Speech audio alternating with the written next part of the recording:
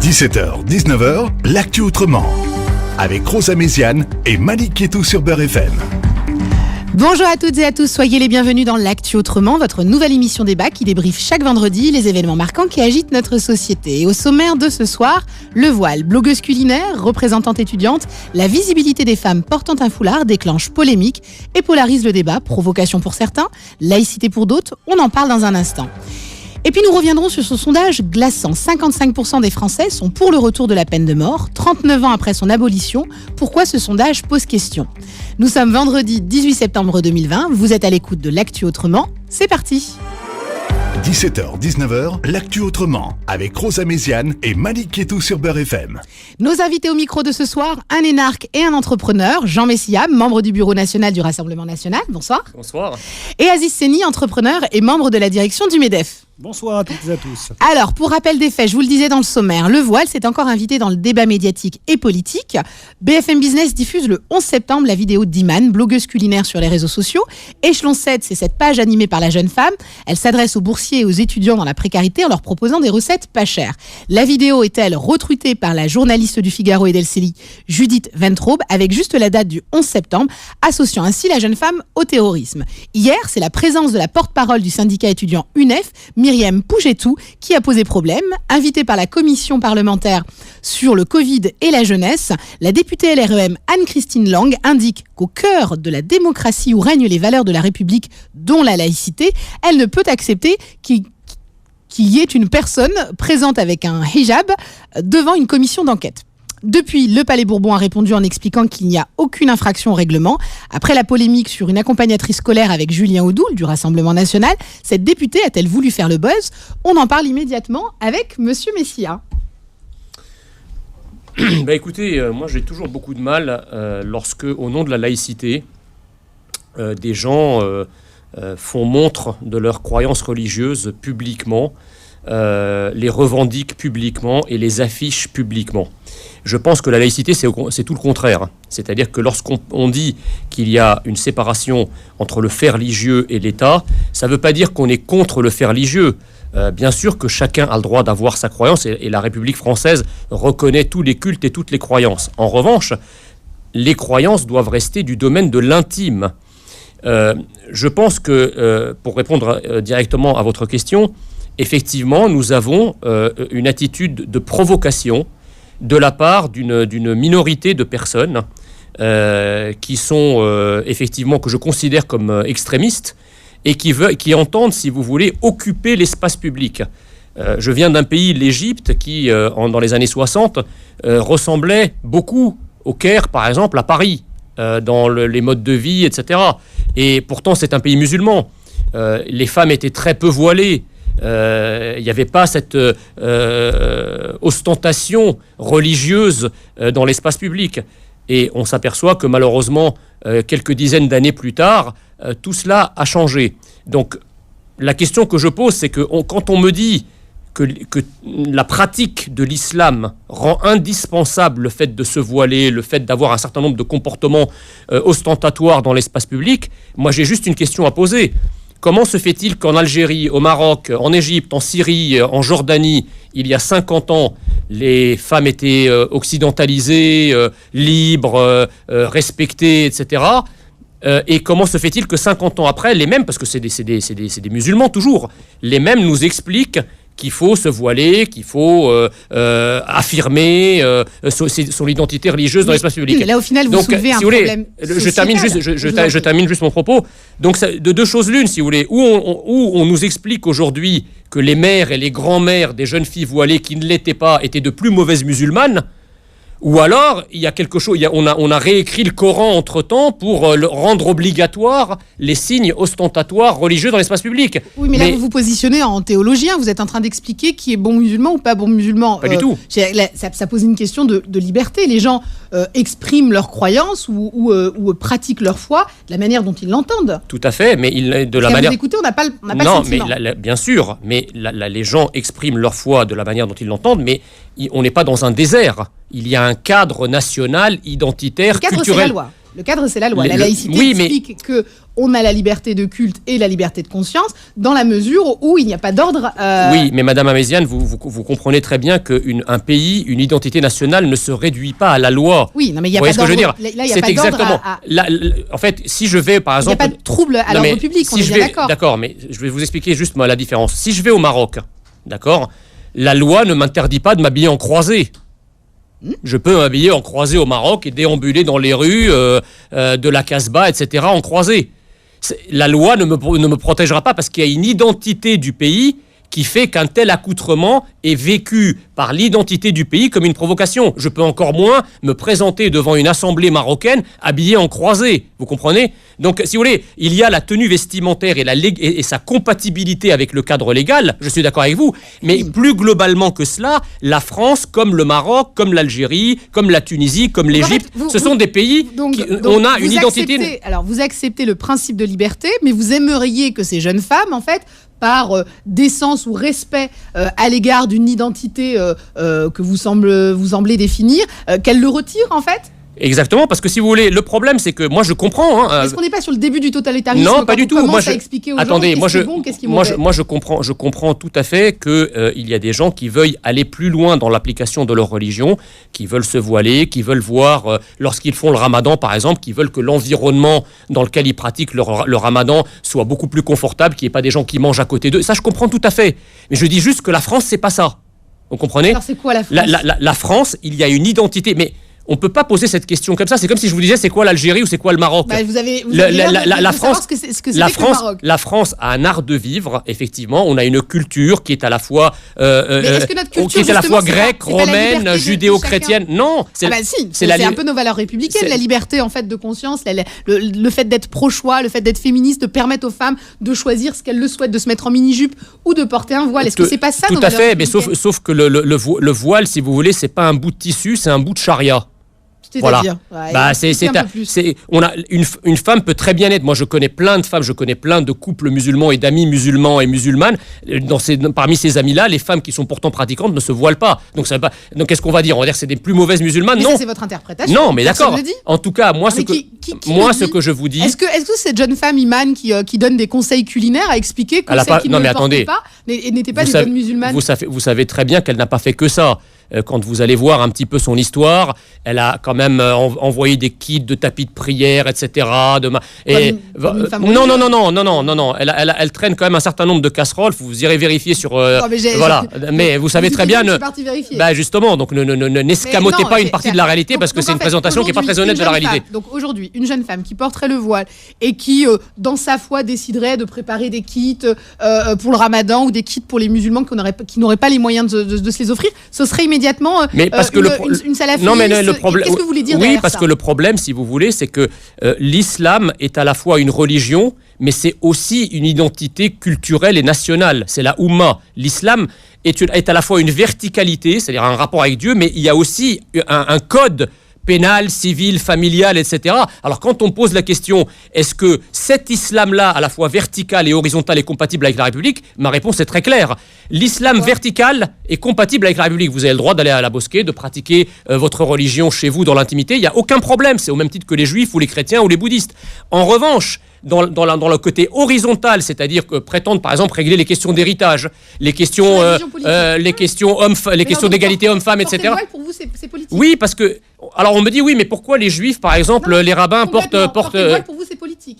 Ces femmes-là, quand elles portent le voile, elles décident d'être dans une vision politique de l'islam. Porter le voile, c'est une revendication à la fois politique et identitaire qui est incompatible avec la République et incompatible avec la France. Avec votre vision de la République, pas avec la loi de laïcité. Mais c'est moi qui parle, c'est pas un autre. On est bien d'accord. Aziz Seni, qui est très sage depuis tout à l'heure, vous avez écouté l'exposé de Jean Messia sur sa vision de la République, et en tout cas sur cette vision de l'islam politique, où des femmes qui porteraient le voile seraient au final dans une vision très radicale. Qu'est-ce que vous en pensez ? Moi, j'ai écouté deux Jean Messia. J'ai écouté le Cheikh Abou Messia, qui nous a fait une description de sa perception de l'islam d'un point de vue théologique et croyance. Là, je le laisse à sa. On peut avoir une culture générale d'une religion. Par contre, c'est sur l'approche. Moi, ce que j'ai vu d'abord avec cette jeune femme, c'est d'abord une entrepreneure. Ce que j'ai vu, c'est quelqu'un qui a pris une initiative, qui a constaté un manque sur un marché et qui se dit comment je peux répondre à des clients, à des gens qui ont des besoins. Donc c'est d'abord la liberté d'entreprendre. Ce que j'ai vu, c'est aussi la liberté de croire ou de ne pas croire. Moi, je suis un libéral, profondément libéral. On a beaucoup d'hommes qui parlent du sujet qui concerne d'abord les femmes. Mais moi, j'ai pas envie de m'immiscer dans la tenue vestimentaire des uns ou des autres. Vous avez bien tort. Non, vous avez bien tort. Mais quel pays aujourd'hui décide du choix des femmes, si ce n'est les pays totalitaires, les pays que vous dénoncez comme en Iran Je vais finir, parce que y a plein de choses dans ce que dit Jean Messia. Quand il compare avec le Maroc ou avec l'Algérie, d'abord, la Casbah, c'est à Alger, c'est pas à Casablanca ou au Maroc. Donc, juste pour un petit point de précision. La comparaison, j'aurais aimé que vous compariez avec... parce que j'ai une haute estime de la France, comparé avec des pays en voie de développement, c'est pas très flatteur pour la France. Mais comparé avec les États-Unis, comparé avec la Norvège, vous êtes bien dédaigneux. L'Allemagne, vous êtes bien dédaigneux avec l'Australie. Vous êtes bien dédaigneux vis-à-vis. Attendez, voyez cette liberté que les gens ont. C'est pas notre modèle. C'est pas notre modèle. La liberté, c'est le premier mot. C'est pas notre modèle. Non, excusez-moi. Liberté, égalité, fraternité. Il est écrit sur les frontons et dans nos valeurs, liberté. Pas de liberté pour les ennemis de la liberté. Non, mais alors, cette femme, vous l'associez donc comme la journaliste au terrorisme ? Ah non, j'irai pas jusque-là. Parce que c'est l'association qui a été faite, le fait de remettre le... Je vais vous dire, vous savez, l'histoire... D'abord, je n'aime pas beaucoup votre regard légèrement dédaigneux sur les pays du Maghreb. Je vous rappelle quand même que notre audience aujourd'hui, et c'est quand même des gens issus, pour beaucoup, issus de l'immigration. Donc je ne ferai pas comme vous pour les insulter, d'accord ? Ça, c'est la première chose. Donc, mais ce sont des Français qui nous écoutent, encore une fois, vous trompez. Non, mais attendez, allez-y. Non, mais ce sont des Français, bien sûr, mais ce sont des Français qui ont des origines comme moi.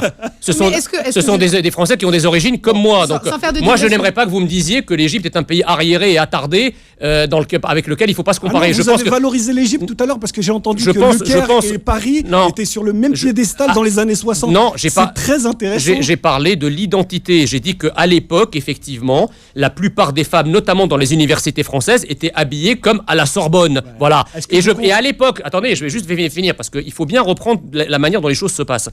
À l'époque, dans les années 60, dans les pays arabes, vous aviez aussi des syndicats d'étudiants de gauche qui laissaient entrer les premières femmes voilées dans l'université en disant « il faut les accepter, il faut les accueillir, ça s'appelle la liberté ». Le problème, c'est que ces femmes-là sont devenues aujourd'hui majoritaires dans ces universités-là. Aujourd'hui, à l'université du Caire, c'est quasiment une université du Golfe. C'est-à-dire que les femmes sont soit voilées, soit en niqab. Eh bien, rendez-vous compte que si maintenant, une femme veut arriver en mini-jupe dans l'université du Caire, elle est jetée dehors, elle est traitée de tous les noms. Le débat, là, parce qu'on parle de l'Égypte, on parle du Maroc, mais là... Mais Madame Améziane, attendez, je termine. L'interprétation de la loi de 1905 qui est très personnelle. Ah non, c'est... Parce que vous êtes quelqu'un de brillant, vous êtes un énarque, vous avez... C'est gentil, merci, je prends ça comme un compliment. Je vous renvoie à Aristide Briand, rapporteur de la loi de 1905. C'est quoi la laïcité aujourd'hui d'un point de vue juridique ? Aristide Briand n'en avait que le nom. C'est encore une fois on va vous laisser mettre vos propos. Enfin, je suis désolé. Vous avez une vision dévoyée de la laïcité dans sa pratique. C'est vous. La laïcité, ce n'est pas la négation des cultes. J'ai pas dit ça. Qu'est-ce que j'ai dit au début ? De la coexistence des cultes. Qu'une jeune femme puisse choisir. Bien sûr qu'il faut se surveiller et savoir si c'est pas imposé. Mais si c'est un choix, au nom de quoi, vous, monsieur Messia, ou d'autres, puissent arriver et dire non, tu ne t'habilleras pas comme ça. C'est rarement un choix ? C'est rarement en effet un choix. D'où vous tenez ça ? Regardez, attendez, j'ai quand même vécu dans un pays où je vois quand même un peu comment les choses se passent. On parle de la France. Oui, mais la France, justement... On parle de la France. Les femmes voilées en France... Le problème, non mais attendez, madame... Non, c'est pas ça, c'est qu'elles sont conditionnées. Pour beaucoup, c'est-à-dire on leur apprend à porter le voile enfant ou ado.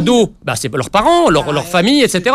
Alors, donc évidemment, quand vous expliquez à une fille de 5 ans que le fait qu'elle soit sans voile, c'est un objet libidineux, c'est un objet si elle est regardée, elle ira dans les flammes de l'enfer, arrivée à 18 ou 19 ans, évidemment, elles vont... Caroline Fourès, qui est quand même assez proche de vos idées, explique que l'écrasante majorité des femmes portent le voile de leur propre initiative. Non mais attendez, je parle d'un... Alors attendez, justement, vous ne m'avez pas laissé finir. Je disais qu'il y a, dans un cas, effectivement, il s'agit de conditionnement. Dans l'autre cas, le problème, c'est que nous avons, et ça, je pense qu'on peut être d'accord là-dessus, depuis une quarantaine d'années, la France est gouvernée par un système qui nie farouchement l'existence d'une identité nationale française spécifique. C'est-à-dire qu'on nous explique que la France, c'est un désert identitaire dans lequel n'importe qui, venant de n'importe où, parlant n'importe quelle langue, se comportant n'importe comment, peut être français. Et on a naturalisé à tire-larigot des gens sans vérifier même qu'ils parlent français. Donc aujourd'hui, on vous dit ces gens-là sont français. Cette jeune femme parle français, s'exprime très bien, est intelligente, elle est étudiante, elle est dans son crous, elle décide d'aider les personnes, et immédiatement, vous souhaitez en tout cas expliquer qu'elle renie l'identité française. Oui, j'ai plutôt l'impression qu'elle la met. Elle la renie parce que, excusez-moi de dire les choses... Avec sa solidarité. Excusez-moi de dire les choses brutalement, mais en France, on ne s'habille pas comme ça. Voilà. Ça ne fait pas partie du mode vestimentaire français. C'est le peuple. C'est la culture. C'est Jean Messia. Mais attendez, c'est la culture. C'est la culture. Non, mais la loi l'autorise. Mais ok, mais encore une fois, oui, la loi l'autorise, mais on peut pas l'interdire. Voilà, donc le on, c'est Jean Messia. Non, c'est pas la France. Bah si, parce que si vous arriviez en France il y a 30 ou 40 ans, les femmes n'étaient pas habillées comme ça. Il y a quand même un peuple historique et une identité française qui existe, qui ne peut pas être niée. De Gaulle a dit la France c'est moi, Messia a dit la France c'est moi. Vous n'êtes pas encore majoritaire dans ce pays. Je dis encore, vous voyez, vous n'êtes pas encore majoritaire. Donc un peu de modestie, il y a une partie de la population qui pense que vous dites, et ce sont vos électeurs et vous avez raison de le dire. Par contre, le visage de la France, ce que Malraux appelait le visage de la France... Le visage de la France, il n'est pas voilé. Mais Marianne, sur ses statues, elle a un bonnet sur la tête. Donc elle n'est pas totalement découverte. Et le bonnet, c'est quoi? C'est un bonnet chrétien? C'est un bonnet phrygien. Voilà, donc c'est pas chrétien, c'est pas religieux. C'est pas religieux. Mais par contre, monsieur Messia, vous ne pouvez pas, et ce qui m'inquiète dans vos propos, c'est cette négation de la législation et de la loi. Vous dites, oui, bien sûr... Attendez, j'ai le droit d'avoir un avis, non? Oui, mais laissez-moi finir. Il est presque anti-républicain, parfois. Vous dites, oui, la loi, c'est comme ça, mais il n'y a pas de mais, c'est la loi de la République. Que vous ayez envie, demain, avec votre mouvement politique, de changer cette loi, c'est très bien, il faut le dire comme ça, il ne faut pas se cacher. Mais par contre, la loi, aujourd'hui, elle est claire. On peut s'habiller comme on veut. Il y a une liberté vestimentaire dans ce pays. Et moi, je ne suis ni pour ni contre le voile. Je suis pour la liberté de choix. Qu'on puisse laisser une jeune femme ou une senior s'habiller comme elle veut. Là où je trouve notre désaccord est profond, c'est sur votre volonté d'imposer une tenue. Vous êtes le pendant de ces mêmes extrémistes radicaux qui, eux, veulent imposer une autre tenue. Vous êtes les deux têtes de la même hydre, comme pour reprendre les mots du président. Je vais vous répondre. Moi, mon idée, c'est évidemment pas d'interdire. Moi, j'exprime un avis et j'exprime effectivement ce que nous ferions à travers la loi. D'ailleurs, je précise tout de suite qu'on ne pourra pas interdire les tenues vestimentaires dans l'espace public, mais on pourra par exemple l'interdire dans l'accès aux bâtiments publics, qui n'est pas le cas aujourd'hui. Donc, il y a effectivement une constitution française, un cadre constitutionnel. Une jeune femme qui irait à la mairie, par exemple, devra se dévoiler. Exactement. C'est ce que souhaite le Rassemblement national. En tout cas, c'est une idée. C'est pas la position officielle aujourd'hui, mais c'est une idée que j'ai. Alors, on est passé du si vous voulez, moi, j'ai pas du tout l'intention, si vous voulez, d'imposer quoi que ce soit à qui que ce soit. Quand je dis que le voile n'est pas souhaitable, c'est parce qu'effectivement, les mêmes comme vous qui défendent le voile, qui défendent des particularismes... Excusez-moi, non, laissez-moi finir. Pas vous laisser dire ça. Je ne défends pas le voile, je défends la liberté de choix. Les mêmes comme vous qui défendent le voile, qui défendent la liberté de choix, qui défendent l'expression de particularisme religieux dans l'espace public, etc., sont ensuite les mêmes qui viennent se plaindre d'être stigmatisés, de ne pas trouver de boulot, de ne pas trouver d'appartement, etc. Le problème, il est là. C'est que si vous voulez arriver dans un pays et vous inclure à ce pays, il faut que vous gardiez vos particularismes pour vous et que vous n'en fassiez pas montre dans l'espace public. C'est dangereux ce que vous êtes en train de dire, monsieur Messia, parce que vous êtes en train de dire que si vous avez envie d'avoir un emploi et un logement, vous devriez ne rien montrer de ce que vous êtes, c'est-à-dire une part de votre identité, retirer votre voile. Dans l'espace public, mais ça, encore une fois, c'est pleinement interdit par la loi de discriminer une personne pour ses convictions religieuses, que ce soit pour un emploi ou un logement. Oui, mais sauf que là aussi, vous aimeriez changer la loi? Non, mais attendez, je réponds à ça parce que c'est très important. La loi, effectivement, c'est la liberté de faire ce que vous voulez, mais la loi, c'est aussi la liberté pour un employeur ou pour un propriétaire de louer à qui il veut ou d'embaucher qui il veut. Mais de ne pas refuser. Attention, parce que là, vous laissez faire croire. Vous laissez croire n'importe quoi. D'abord, vous laissez croire que les employeurs sont des discriminants, alors qu'aujourd'hui, ce qu'ils cherchent, c'est des compétences et de la rentabilité. Laissez-moi aller au bout du raisonnement. Si je peux reprendre. Mais non, mais je vais vous répondre. Et vous aurez tout le loisir de me répondre. Ce que vous êtes en train de dire, et on va peut-être répéter pour les auditeurs, parce que c'est important.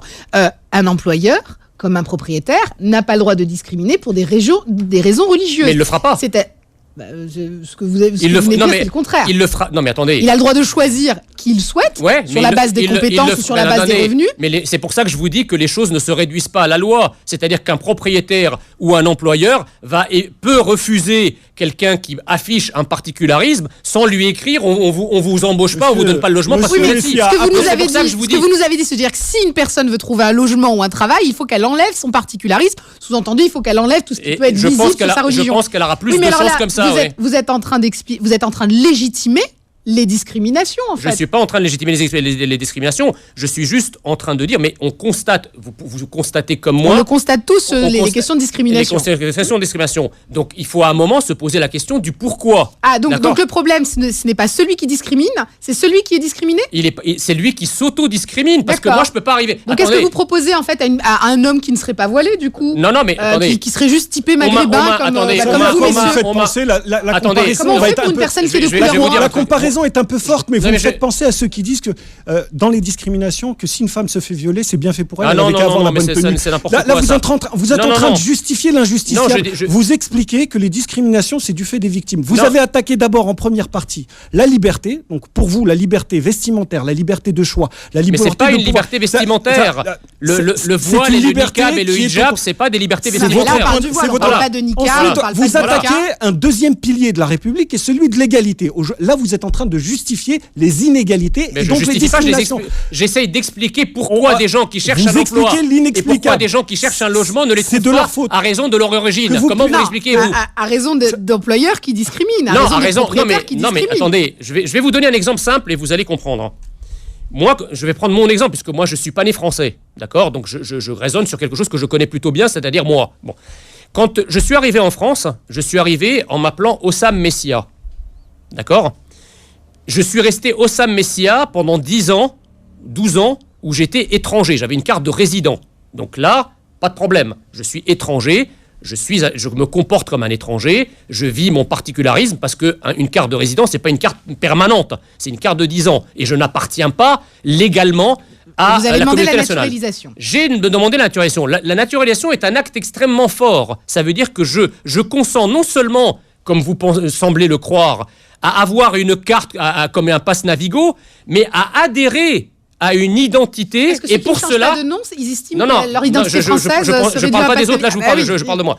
Donc, si vous voulez, quand on a la nationalité française, je vous rappelle quand même que le document officiel s'appelle carte nationale d'identité. Dans votre esprit, c'est qu'une carte à l'intérieur de laquelle on met n'importe quelle nation et n'importe quelle identité. Moi, je dis qu'il y a une identité nationale française spécifique, exactement comme les identités nationales au pluriel de tous les pays et de toutes les civilisations du monde. Donc ça veut dire qu'on devrait obliger tous les naturalisés à changer de nom. Mais on n'oblige rien du tout. Je veux dire, c'est un choix, c'est une liberté. Je veux dire simplement que plus celui qui demande la nationalité ou plus celui qui a des origines étrangères s'assimile à l'identité nationale du pays et à l'identité du peuple historique, moins il sera regardé comme une spécificité, moins il sera discriminé. Ça nous rappelle... Plus vous gardez vos spécificités, plus vous vous éloignez du peuple historique, plus le peuple historique vous accueillera moins. Monsieur Messia, ça nous rappelle un petit peu la polémique qu'avait créée Éric Zemmour avec la chroniqueuse sur le changement de nom. Moi, j'ai pas de problème avec ça.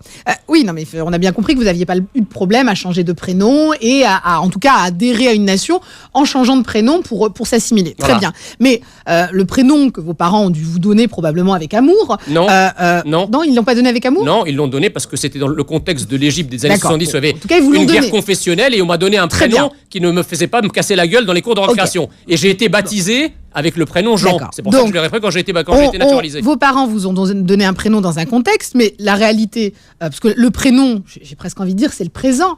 Le futur, ça reste quand même votre nom de famille, mais si votre nom continue à se perpétrer. Exactement. Donc à quel moment en fait on commence et à quel moment on se termine? Est-ce que vous partagez le fait qu'il faudrait changer aussi le nom de famille pour à un moment donné s'intégrer encore plus? Parce que s'appeler Jean Cader ou s'appeler Rosa Méziane, est-ce que vous connaissez le nom d'origine de Charles Aznavour? Est-ce que vous connaissez le nom d'origine d'Yves Montand? Est-ce que vous connaissez le nom d'origine d'Henri Verneuil? Tous ces gens-là avaient des noms étrangers et pour s'assimiler à la nation française ou d'Henri Charpak, etc. S'appeler Iman ou s'appeler Mamadou, ça ne fait pas des bons Français. Mais c'est ce que j'expliquais tout à l'heure, c'est que nous avons eu un système qui a d'abord abrogé le décret qui obligeait les gens qui rentraient dans la nationalité française à avoir un prénom dans le calendrier. Le système idéologique français a cultivé les identités, les identités alternatives. C'est pas un bon français, un entrepreneur. Zinedine Zidane, ce serait pas un bon français? Non, mais maintenant, si vous voulez, tout ça, ce sont pas des prénoms français au sens historique du terme, mais ce sont des Français. Voilà. Mais des Français qui adhèrent à la nation, des Français qui sont des réussites. Ce que je veux simplement vous expliquer, c'est que effectivement, si votre seule différence, c'est la différence de nom et de prénom, mais que par ailleurs vous adhérez pleinement, etc., il n'y a pas de problème. Je veux dire simplement que c'est des cercles concentriques. Nous avons une identité nationale française qui a été forgée par l'histoire. Plus vous allez vous en rapprocher, moins vous allez subir de discrimination. Plus vous allez vous en éloigner, plus on va vous traiter comme quelqu'un de différent. C'est tout. J'écoute attentivement le débat entre Rosa Méziane et Monsieur Messiha. Vous voulez peut-être intervenir? C'est gentil. Voilà. Pour moi, assimilation, intégration, c'est des souvenirs en noir et blanc, c'est des débats d'avant-hier. Aujourd'hui, vous savez ce que c'est. Vous savez ce que c'est aujourd'hui le débat? C'est entre ceux qui adhèrent à des valeurs de la République, à la loi, ceux qui respectent la loi et ceux qui ne la respectent pas. Les valeurs de la République, si vous ajoutez pas française, ça sert à rien. Sociale française, pour reprendre la déclaration. République française. Démocratique et sociale. Voilà. Donc, aujourd'hui, votre discours sur l'assimilation, que vous ayez votre conception d'une identité française, votre conception n'est pas celle de Malraux. Malraux disait, je considère comme français tous ceux qui veulent la grandeur de la France. Il n'a pas dit, je considère comme français tous ceux qui sont en short, en tongs, qui ont un vol ou qui n'en ont pas. Tous ceux qui veulent la grandeur de la France. Vous avez votre vision dans votre parti. Ça, c'est en noir et blanc, monsieur, ce que vous dites. Non, c'est pas Malraux, c'est en noir et blanc. Ne prenez pas mes vannes. Ne prenez pas mes vannes. Vous soyez un peu créatif. On laisse terminer Aziz. Vous sautez à pieds joints pour dire le contraire. Ce que je veux dire, c'est que vous avez votre conception d'une identité. On retrouve tout ça dans l'histoire de l'idéologie de votre parti, de l'extrême droite, etc. De tous les Français. Aujourd'hui, le monde, il est autrement. Le visage de la France, il a changé. La France, aujourd'hui, en 2020, c'est pas la France des années 80, c'est pas la France d'avant-guerre. La France de mon grand-père, France de mon grand-père combattant et détenu en camp allemand, c'est pas la France d'Aziz Seni ou de mon fils demain. Donc il va falloir, monsieur Messia, que vous compreniez, vous êtes un conservateur, pour reprendre l'expression américaine, vous êtes un conservateur. Le monde avance et il avancera avec ou sans vous. Abdou Diouf, président sénégalais, disait on n'arrête pas les vagues de l'océan avec les mains. Il y a aujourd'hui une chose avec laquelle on peut être d'accord, c'est le respect de la République, de ses valeurs et de la loi. Le reste, c'est de l'idéologie et c'est du rejet de l'autre. Quand vous jugez quelqu'un à son apparence ou à sa tenue vestimentaire, vous êtes dans un jugement de valeur et vous êtes dans le rejet de l'autre. Monsieur, parce que cette étudiante, vous ne connaissez pas son histoire. Elle propose des choses intelligentes à un marché, elle fait une démarche, elle montre qu'une femme... Elle montre qu'elle est musulmane. Elle montre surtout que des femmes aujourd'hui peuvent prendre leur place en tant qu'entrepreneurs. Et vous aujourd'hui, vous leur dites à ces femmes-là, restez à la maison, on veut pas vous voir. Je trouve ça ignoble. Mais qui vous a dit ça? Mais arrêtez. C'est un peu ça. Non mais buvez un coup là, je vous sens un peu tendu. J'ai jamais dit ça. Non mais pareil pour la syndicaliste étudiante, en tout cas la porte-parole de l'UNEF, elle a été élue. Elle n'est pas arrivée par hasard, cette jeune femme. Elle ne s'est pas imposée à l'Assemblée nationale. C'est bien ce que je vous dis, c'est que le système qui gouverne la France depuis une quarantaine d'années est un système antinational de négation de l'identité française. C'est-à-dire que tous les étudiants en fait, ont décidé de nier l'identité française. Ils n'ont pas juste vu une jeune femme qui pouvait bien les représenter. Sur ce désert identitaire dont d'ailleurs Emmanuel Macron est l'ultime incarnation, fleurissent effectivement des identités alternatives qui n'ont rien à voir avec l'identité historique du pays. Au même titre que quand on vous voit, on voit un Français et pas un immigré égyptien. Vous pouvez pas vous dire que cette jeune femme, ils ont juste vu une personne pertinente qui pouvait défendre leurs intérêts plutôt que de voir une femme voilée. Je vous pose la question. Alors la question, je vais vous répondre. Demain, je vais aller en djellaba quelque part et on verra si les gens me considèrent comme un Français ou pas. Non mais là, on n'est pas sur un djellaba, on est sur une personne qui est habillée. Non mais la personne là, elle n'a pas une tenue traditionnelle. Elle est habillée à l'occidentale, si on doit faire des comparaisons. Non. Si, elle porte un tailleur vert. Elle porte un tailleur vert. Elle est habillée à l'occidentale, excusez-moi. Le débat est toujours très animé sur l'assimilation en fait de cette jeune femme au terrorisme. Là, je parle de la jeune imam. Vous confirmez que pour vous, il y a une forme de représentation d'un islam politique, ou en tout cas d'un islam guerrier à travers ce voile? Exactement. Tenez, je préfère voir des femmes habillées comme vous qu'habillées comme elles, excusez-moi. Ah, mais vous vous êtes permis quand même de me traiter de Silicon Valley et d'agent de charme de l'islamisme. Donc comme quoi, c'était pour la boutade. C'était une blague, et puis vos prises de position... C'était sexiste. Vos prises de position à ce moment-là étaient pour le moins ambiguës. Mais on va pas parler de ça. Je constate simplement que mon contradicteur aujourd'hui s'acharne à m'appeler Messiha. D'accord? Moi, je l'ai pas appelé Aziz. Je l'ai appelé Aziz. Donc lui me considère encore comme un étranger en m'appelant avec la consonance étrangère. Moi, je l'appelle en prononçant son nom à la française. Voilà. Qu'est-ce que vous allez répondre? Il est mal là. Non, il est pas mal. C'est un point de détail dans l'histoire, dirait l'autre. Vous prononcez les H, c'est pour vous le fait de le renvoyer à son pays. Voilà, c'est ça. Mais c'est toute la. Non, mais c'est ce genre de petit détail de la victimisation, mais il le fait très bien. Non. Il est dans son rôle et il le fait très bien. Il se plaint. Nos auditeurs ne sont pas du tout. Vous confirmez du coup pour vous cette jeune femme quand elle arrive avec, au final toutes les jeunes femmes, si on vous écoute, il y a une forme d'identité politique ou en tout cas de vocation politique à travers ce voile. Et donc d'un islam guerrier et terroriste. Il y a une crispation. Si on peut juste écouter ce petit passage. Alors pour les arabophones qui nous écoutent, ça va peut-être être un petit peu plus simple. إلى أي مدى تميزون بين الإسلام والإرهاب يا سيد جون؟ إلى أي مدى تميزون بين الإرهاب؟ يعني عندنا ما فيش أي علاقة ما بين الإسلام والإرهاب، وده أنا قلت ذلك في أول الحديث. ما فيش أي علاقة، لأن إحنا ولذلك أنا يعني كل الناس اللي بتفهم من وراء كلمة إرهابي إن إحنا بنتحدث عن الإسلام، دي ناس بترتكب جريمة كبيرة في حق الإسلام. أنت من أخطأت بالكلمة على كل الأحوال كان لابد من التصحيح. On vous laisse juste traduire, ce sont vos propres propos, oui. Vous êtes interviewé par la chaîne El Rada et on vous laisse expliquer juste ce petit passage. Il parle très bien l'arabe, mais il regrette qu'on utilise son nom.